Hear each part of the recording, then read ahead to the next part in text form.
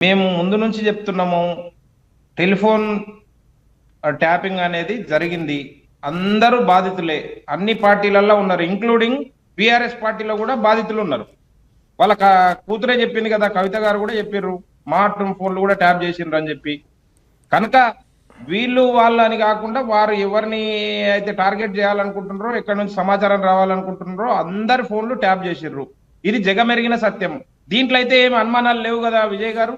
Telephone tapping జరగలేదని ఎవరైనా బుకాయించడానికి అవకాశం ఉందా? 100% టెలిఫోన్ ట్యాపింగ్ జరిగింది. మరి జరిగిన టెలిఫోన్ ట్యాపింగ్ కి 2 సంవత్సరాల కాల పరిమితి అయింది. కాంగ్రెస్ పార్టీ ఏం చేస్తుంది, ప్రభుత్వం ఏం చేస్తుంది?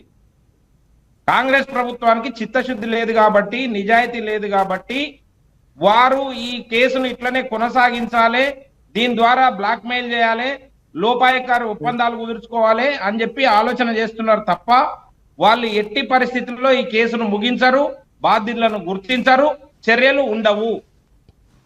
మనం ఇంకా దీని గురించి, టెలిఫోన్ ట్యాపింగ్ గురించి చాలా సందర్భాల లోపల ఇంకా చర్చలు పెట్టుకునే అవకాశం ఉంది విజయ్ గారు.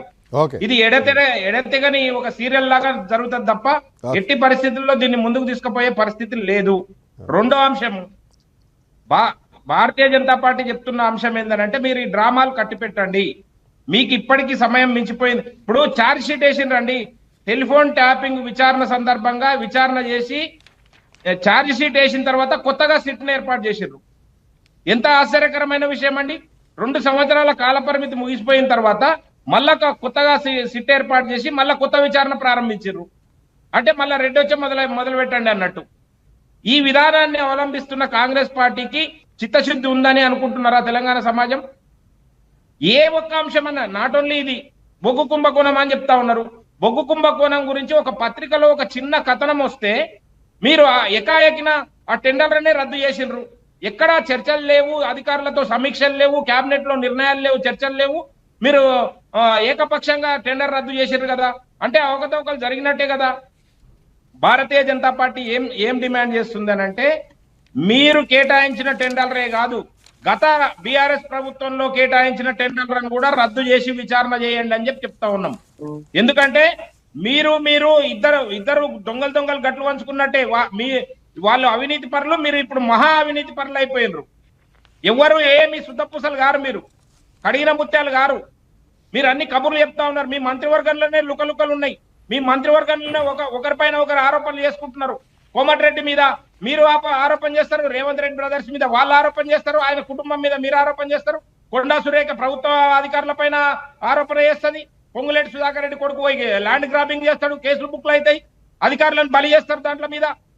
అనిరుద్ రెడ్డి కంప్లైంట్ చేస్తాడు, సంపత్ కుమార్ మాజీ ఎమ్మెల్యే 8 కోట్లు ఇవ్వాలి కాంట్రాక్టర్ అని చెప్పి ఆయన బెదిరిస్తాడు. ఆయన మీద ఎందుకు సిట్లు లేవు? వీటన్నింటి మీద ఎందుకు సిట్లు వేస్తలేరండి? ఎందుకు విచారణ జరుగుతలేదు?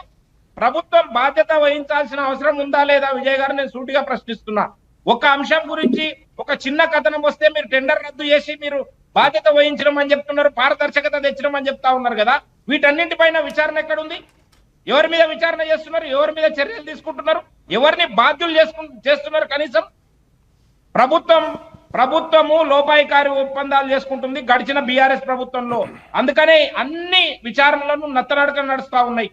ఏ ఒక్క విచారణ పూర్తి కాదు, ఏ ఒక్క విచారణలో బాధ్యులు తేలరు, వారిపైన చర్యలు ఉండవు. కనుకనే భారతీయ జనతా పార్టీ ఏం చెప్తుందంటే, దొంగలు గట్లు వంచుకున్నట్టు మీరు వారు అధికారాన్ని వంచుకున్నారు, మళ్ళీ ఇప్పుడు ఆస్తులు వంచుకుంటున్నారు. ఎందుకండి ఈ డ్రామాలు? ప్రజలకి ఎన్ని రోజులు మభ్యపెట్టడం కోసం ప్రయత్నం చేస్తారు?